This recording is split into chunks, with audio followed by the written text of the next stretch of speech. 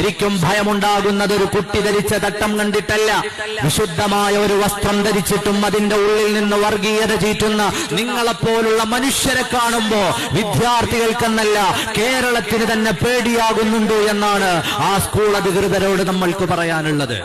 ആ വിദ്യാർത്ഥിയുടെ തട്ടം കണ്ടിട്ടൊരു വിദ്യാർത്ഥിക്കല്ല പേടിയാകുന്നത്, വിശുദ്ധിയുടെ വസ്ത്രമെന്ന് പറഞ്ഞ വസ്ത്രമണിഞ്ഞു വന്ന നിങ്ങളുടെ ഉള്ളിൽ നിന്നൊക്കെ വമിച്ചു വരുന്ന വർഗീയതയുടെ വിഷപ്പുക അത് ഈ സമൂഹത്തിൽ എങ്ങനെ ബാധിക്കുമെന്ന പേടി സമൂഹത്തിന് മുഴുവനുണ്ട്.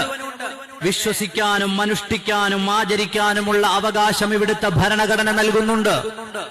പള്ളുരുത്തിയിലെ സ്കൂളിലേക്ക് തലയിൽ തട്ടമിട്ട് കടന്നു ചെല്ലുന്ന വിദ്യാർത്ഥിക്ക് അവരുടെ മതനിയമമനുസരിച്ച് തലയിൽ തട്ടം ധരിക്കാനുള്ള സ്വാതന്ത്ര്യം അത് ഇന്ത്യയുടെ ഭരണഘടന നൽകുന്നതാണ്.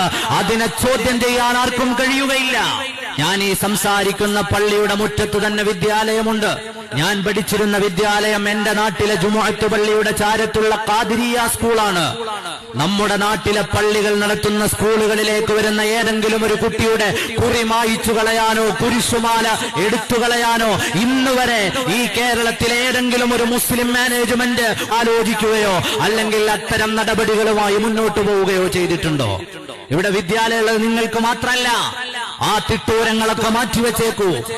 ജുമുഅത്ത് പള്ളികളുടെ ചാരത്തുയർന്നു നിൽക്കുന്ന വിദ്യാലയങ്ങളിൽ ഹിന്ദുവും ക്രിസ്ത്യാനിയും മുസ്ലിമും മതമുള്ളവനും മതമില്ലാത്തവരും ഒക്കെ പഠിക്കുന്നുണ്ട്. ഞങ്ങളുടെ വിദ്യാലയങ്ങളിലേക്ക് വരുന്ന കുട്ടികളിൽ പലതരത്തിലുള്ള മതവിശ്വാസങ്ങളുള്ളവരുണ്ട്.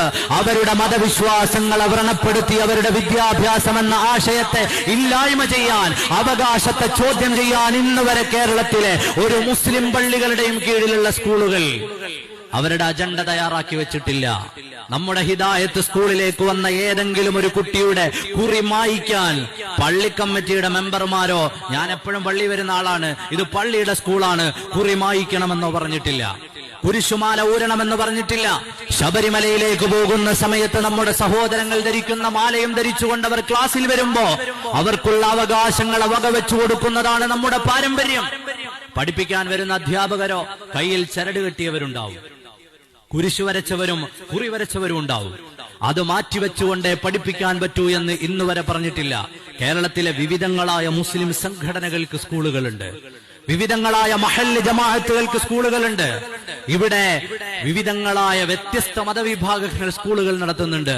അവിടൊക്കെയും അവരവരുടെ അവകാശങ്ങളും മതങ്ങളും ഒക്കെ അനുസരിച്ചുകൊണ്ട് വരാനും പഠിക്കാനുമുള്ള വലിയ അവസരങ്ങളുടെ ലോകം തുറന്നിട്ടിട്ടുണ്ട്. അതിന്റെ ഇടയിലാണ് ആർക്കൊക്കെയോ വേണ്ടി പണിയെടുക്കുന്നു എന്ന് തോന്നിപ്പിക്കുന്ന തരത്തിൽ മുസ്ലിമീങ്ങളുടെ തട്ടത്തിൽ പിടിച്ച് പുതിയ വിവാദങ്ങൾ ഉണ്ടാക്കുന്നത്.